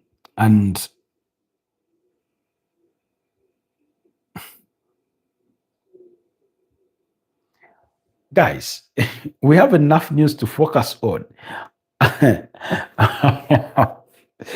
Of all days, CAF decided, let's throw that in the mix. I don't even know how to feel about that. But all I can say is that the optics are not good. And I don't know what it means for the tournament, especially that is set to come to East Africa between Kenya, Uganda, and Tanzania.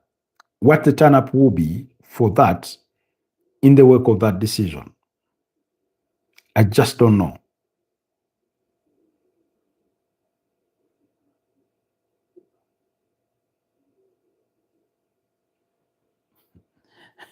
Meanwhile, Bradley Bacola, when he scored that that goal against Chelsea, he went on to do a Didier Drogba celebration. This one.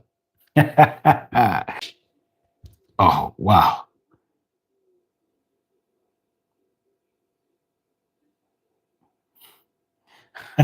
And then BR Sport has said that UEFA Champions League winners or UEFA Champions League champions, 8, then FIFA Club World Cup champions, 2. That's PSG versus Chelsea. That's just mad.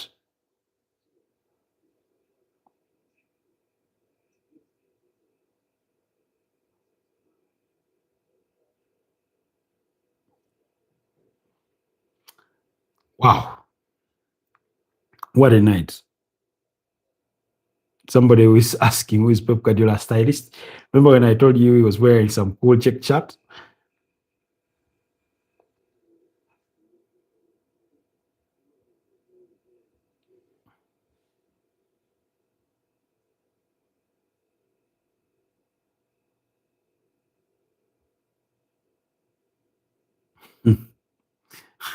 And somebody decided to retweet Chelsea's club statement on Enzo Maresca.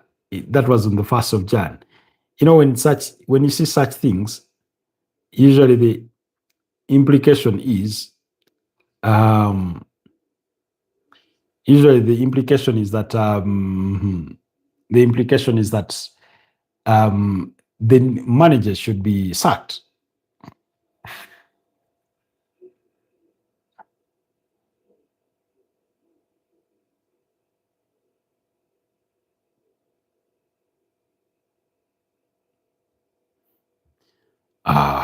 We need to confirm that.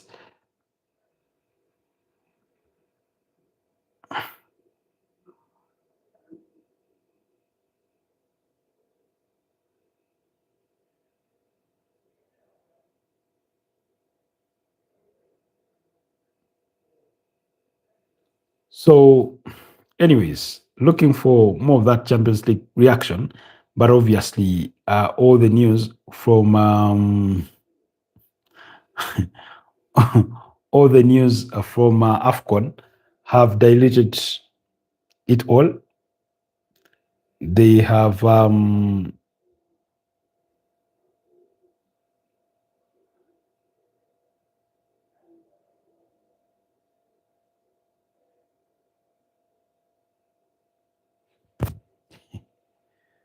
uh,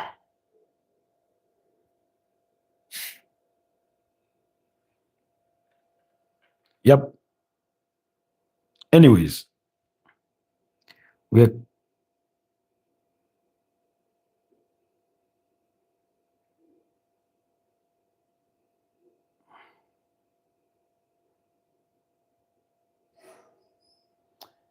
anyways, so that decision from CAF surely is not going to paint African football in any glory whatsoever. I understand it's the right interpretations of the rules. I'd want to look to read the rules book. I don't know where to find them, but I'll try to search for them. Um,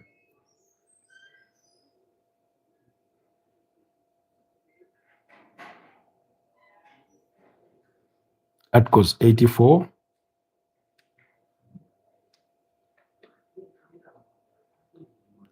I need to read them. I need to find out.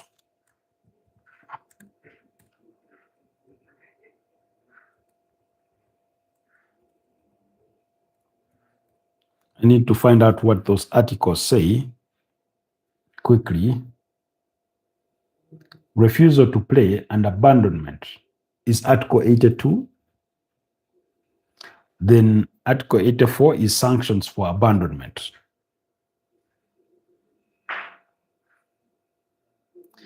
We'll explore more of that conversation in the morning. So you'll allow me wrap it up here. Thank you so much for all of you that have been part of tonight's podcasts. It's been a wonderful night of UEFA Champions League football, but do not forget action does continue tomorrow. It finished 1-1 at the Etihad Stadium. Therefore, Real Madrid go through 4-1 on aggregate, while Arsenal beat Bayer Leverkusen 2-0 to go through 3-1 on aggregate. And then Sporting CP knocked out Bodo Glimt, beating them 5-0 to go through 5-3 on aggregate. while PSG humiliated Chelsea 8-2 on aggregate after 5-2 and 3-0 home and away victories. It's been a pleasure doing this with you. Let's catch up again tomorrow for tomorrow morning for a review of those results, but more importantly, and get insights more on the AFCON decision and what it means for African football going forward, and whether it is the right decision. Stay blessed, and I'll see you guys next time. Bye-bye for now.